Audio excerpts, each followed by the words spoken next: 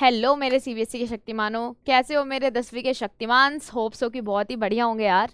ठीक है, तो let's keep our motivation up. और समर वेकेशंस के बाद आप लोग पहले तो मेरे को कमेंट करके बताना कि कहाँ कहाँ आप लोग घूमने गए इस बार अपनी गर्मियों की छुट्टियों में अपने फैमिली एंड फ्रेंड्स के साथ।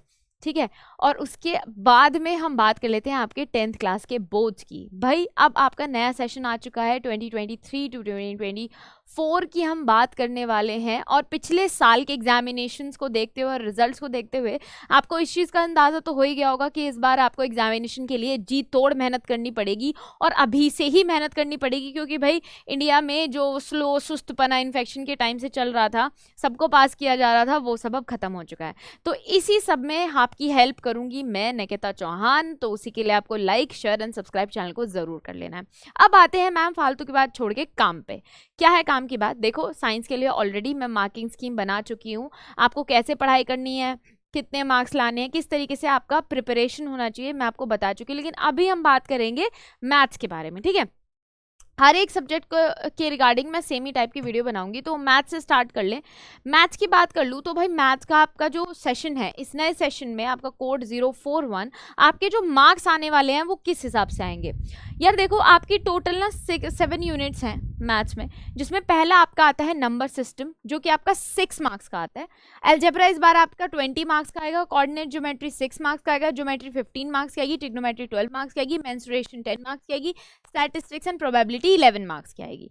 अब मैम कुछ बच्चे सारे के सारे सब कुछ पढ़ने बैठ जाते हैं। ठीक है, 20 नंबर का तो इंटरनल असेसमेंट है। इंटरनल असेसमेंट में क्लास के जो आपका टीचर होता है उसके पास 10 नंबर होते हैं, तो 10 नंबर उसकी जेब में होते हैं, उसकी मर्जी। ठीक है, और 10 नंबर आपको 5 नंबर प्रोजेक्ट और 5 नंबर प्रैक्टिकल फाइल से मिल जाते हैं, वो सारे बच्चे कंप्लीट करके दे देते हैं।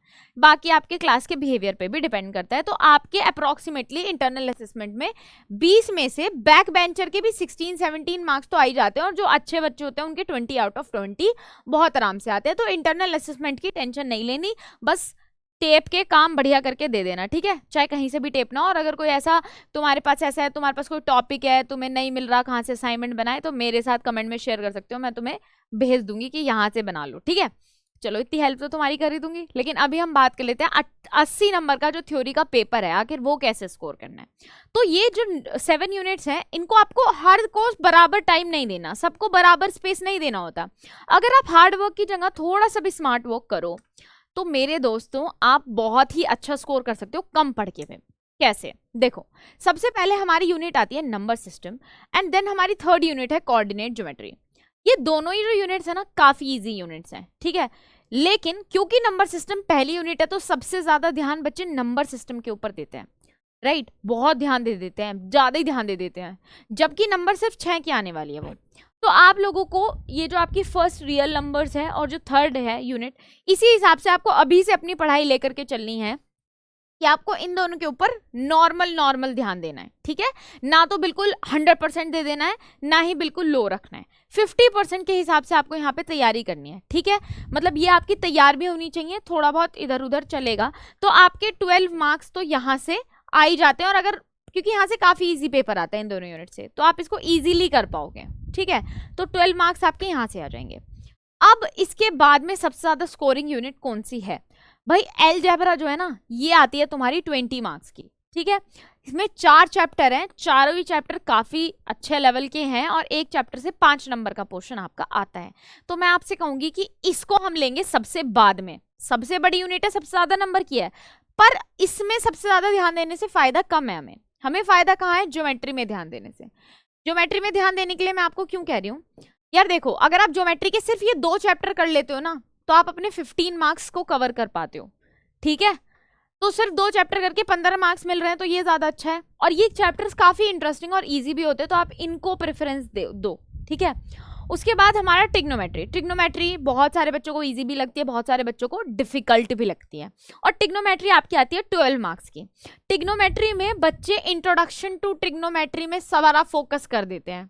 ठीक है, बहुत ज्यादा फोकस डालते हैं इसको, क्योंकि इसको समझना होता है। स्टार्टिंग की फर्स्ट यूनिट बहुत सारे बच्चों को समझ भी आती है। तो मैथ्स का होता है कि जिस चीज को निकालने में मजा आ रहा है, जो क्वेश्चन सॉल्व हो जा रहे हैं, उनको करने में ज्यादा मजा आता है। राइट, तो मैं आपसे कहूंगी कि आप ध्यान तो दो मैथ्स में, पर भाई मैथ्स में जो आपको सबसे ज्यादा ट्रिग्नोमेट्री में जो आपको सबसे ज्यादा ध्यान देना है वो तुम्हें देना हाइट्स एंड डिस्टेंसेस पे और ट्रिग्नोमेट्रिक आइडेंटिटीज पे, ठीक है, क्योंकि तुम्हारे ये जो दोनों चैप्टर है इनसे ही आपका मेजर पोर्शन आता है, इन दोनों पे आपको ज्यादा ध्यान देना है। इंट्रोडक्शन टू ट्रिग्नोमेट्री आपको बहुत कम नंबर का आता है, 2 से 3 नंबर का ही उसमें से पोर्शन आपको देखने के लिए मिलेगा। अगर आप इन दोनों को कर लेते हो तो आपके बहुत आराम से 8 से 9 नंबर या कह लो कि 10 नंबर तक का आपका पेपर यहाँ से आ जाता है, ठीक है। तो सबसे ज्यादा आपको ध्यान देना है ज्योमेट्री के ऊपर, सेकंड नंबर पे हम रखेंगे ट्रिग्नोमेट्री, ठीक है। अब इसके बाद बात कर लेते हैं मेंसुरेशन और स्टैटिक्स एंड प्रोबेबिलिटी, इनमें से किसके ऊपर आपको ज्यादा ध्यान देना है, कौन से चैप्टर को ज्यादा टेंशन की जरूरत है। यार तुम एक चीज बताओ, जब हमें पता है कि हमें सिर्फ एक घड़े के अंदर कंकड़ डालने से ही पानी ऊपर आ जाएगा और हमें हमारी प्यास बुझ जाएगी, तो हम इतना गहरा कुआं क्यों खोदें, है ना। हम कुआं खोदें उसके बाद हम पानी पिए, इससे अच्छा हम घड़े से पानी ना पी लें, है ना। तो इसीलिए देखो मार्क्स में इनके ज्यादा डिफर नहीं है, इन दोनों यूनिट्स में एक में आपको 10 नंबर मिल जाते हैं, एक में आपको 11 नंबर मिल जाते हैं। लेकिन बात कर लें कि ज्यादा आसान कौन सी है, तो आसान है आपकी last unit statistics and probability, बहुत इजी यूनिट है। अगर आप इस यूनिट को बहुत अच्छे से कर लेते हो तो आपके 11 नंबर आपको एवं ही मिल जाता है। और पता है कोई भी बैक बेंचर भी हो वो इस यूनिट को बहुत खुशी से करता है, क्योंकि ये काफी आसान यूनिट है, सबको मजा आता है इसे करने में, ठीक है। तो यहाँ तुम्हारे सबसे पहले 11 नंबर यहाँ जाते हैं, तो हम स्मार्ट वर्क करते हैं। उसके बाद मेंसुरेशन छोड़ना नहीं, ठीक है। मेंसुरेशन के क्वेश्चंस बहुत डिफिकल्ट होते हैं और specially surface area and volumes के क्वेश्चन ज्यादातर आपको फंसा देते हैं पेपर में, काफी लेंदी भी इनका पोर्शन चला जाता है। तो मैं आपसे यही कहूंगी कि इसको आप प्रेफरेंस जो आप दे रहे हो 10 नंबर की, ये आप इसको प्रोबेबिलिटी के बाद देना, ठीक है। तो मतलब कि आपको सबसे पहले अगर अच्छा स्कोर करना है, अभी तक मैंने आपको कौन कौन सी यूनिट्स बताई जो आपके लिए एक एवरेज बच्चे के लिए पास होने के लिए जरूरी है, वो ये है फर्स्ट और थर्ड यूनिट आपने कर ली, 12 नंबर यहाँ से हो गए तुम्हारे, फिर आपने ये कर ली 15 मार्क्स यहाँ से हो गए, ले दे के 10 नंबर यहाँ से भी आ जाएंगे, ठीक है। तो कितने हो गए भाई तुम्हारे, ये हो गए 25 हो गए और 12 वहां से हो गए, ठीक है। उसके बाद बचे हुए 11 नंबर ये, तो 25, 12 और 11 हमारे पास कितने हो जाते हैं 48 मार्क्स, 48 मार्क्स हमारे यहाँ से हो गए। अब हमें मेंसुरेशन भी पूरी तरीके से तो नहीं छोड़ना है, थोड़ा बहुत पोर्शन तो हम मेंसुरेशन का करेंगे ही जितना हमसे हो पाएगा।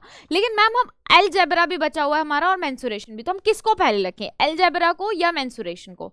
तो मैं आपसे कहूंगी कि आप ना पहले, अगर आपको कवर ही करना है तो आप पहले मेंसुरेशन को कर लो या पहले आप पॉलिनोमियल्स को कर लो, आपकी बात एक ही है। क्यों बात एक है, ये भी डिफिकल्ट चैप्टर्स हैं, काफी डिफिकल्ट चैप्टर्स हैं, पर बहुत सारे बच्चे ऐसे हैं जिसको ये सॉल्व करने में मजा आता है। यहाँ पे आप अपने इंटरेस्ट को बीच में लाओ, हर चीज मैं आपको नहीं बताऊंगी कि आपको यही करना है, जो आपका मन करे ना यहाँ पे आप उसको चूज करना, क्योंकि यहाँ 2 चैप्टर हैं 10 नंबर के, मतलब एक चैप्टर से 5 नंबर मान लो अप्रोक्सीमेटली, ठीक है। तो आपको यहाँ पे जितना ध्यान देना है उतना ही आपको प्रोबेबिलिटी में अलजेब्रा में भी ध्यान देना है। 4 चैप्टर हैं 20 नंबर के, मतलब एक चैप्टर के हिस्से में 5 नंबर आते हैं। तो आपकी मर्जी है, आप यहाँ पे पॉलिनोमियल्स को प्रेफरेंस देना चाहते हो, अलजेब्रा को प्रेफरेंस देना चाहते हो या मेंसुरेशन को प्रेफरेंस देना चाहते हो। आपको जो चीज करने में मजा आता हो, जिसमें आपको इंटरेस्ट हो, उसको आप प्रेफरेंस दो, उसकी तैयारी ज्यादा करो, ठीक है। वैसे तो मैं तो पर्सनली अलजेब्रा प्रेफर करती हूँ, क्योंकि बहुत सारे बच्चों को मेंसुरेशन को के क्वेश्चन सॉल्व करने में दिक्कत होती है, मुझे भी होती थी थोड़ी सी, ठीक है। तो मैंने उसको ही लास्ट प्रेफरेंस दी थी और बहुत सारे लोगों की स्ट्रैटेजी इसी हिसाब से काम करती है।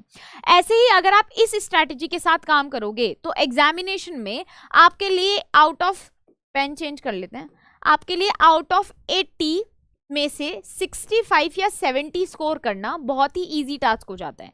लेकिन अगर आप स्टार्टिंग से शुरू करते हो और आप यहाँ पर अलजेब्रा पहले कर लेते हो, तो अलजेब्रा करने के बाद ही आप थक जाते हो, क्योंकि वो काफ़ी एक बड़ी और हेक्टिक एक्सरसाइज है, 4 चैप्टर हो जाते हैं, फिर आप वहीं थकान महसूस होनी शुरू हो जाती है। हमें लगता है कि, और हम बाकी की यूनिट्स को ना थोड़ा कम ध्यान देते हैं, स्टार्टिंग की यूनिट्स में ही ध्यान दे देते हैं। अब यहाँ से ध्यान देंगे तो सिर्फ कितना स्कोर कर पाएंगे, सिर्फ हमारे पास मैक्सिमम 30 स्कोर हो पाएगा। क्या 30 स्कोर से काम चल जाएगा? नहीं चल जाएगा। प्रोबेबिलिटी स्टैटिस्टिक्स तक आते आते इतना हम अपना लूज छोड़ देते कि लास्ट के चैप्टर्स में हम ध्यान ही नहीं देते हैं, राइट। क्योंकि ये एक ह्यूमन नेचर है, हम बच्चे ऐसे ही करते हैं, लेकिन हमें ऐसे नहीं करना, हमें स्मार्ट वर्क करना है, हमें एंड की एक्सरसाइज को ज्यादा टाइम देना है, क्योंकि हमारे लिए मैटर करता है कि कौन से सब्जेक्ट से, कौन से यूनिट से कितने ज्यादा मार्क्स हम उठा सकते हैं कम मेहनत करके, है ना। तो ये टेक्निक थी जो मैंने आपको पूरी बताई। आपको पसंद आई हो तो मेरे को जरूर जरूर कमेंट कर दीजिएगा, लाइक जरूर कर देना, अपने दोस्तों के साथ शेयर कर देना, एंड सब्सक्राइब नहीं किया है तो कर लेना, क्योंकि बाकी सभी सब्जेक्ट्स के लिए भी मैं तुम्हें एक परफेक्ट स्ट्रैटेजी दूंगी कि अगर तुम उसको फॉलो करोगे तो तुम 101% अपने एग्जामिनेशन में फोड़ दोगे। और इसके साथ साथ तुम्हें टाइम टेबल से लेके हर एक चीज़ का गाइडेंस मैं दूंगी, लेकिन उसके लिए यार थोड़ा सा सपोर्ट कर दो हमें भी और हमारे साथ बने रहो। तब तक के लिए tata bye bye, see you and love you all.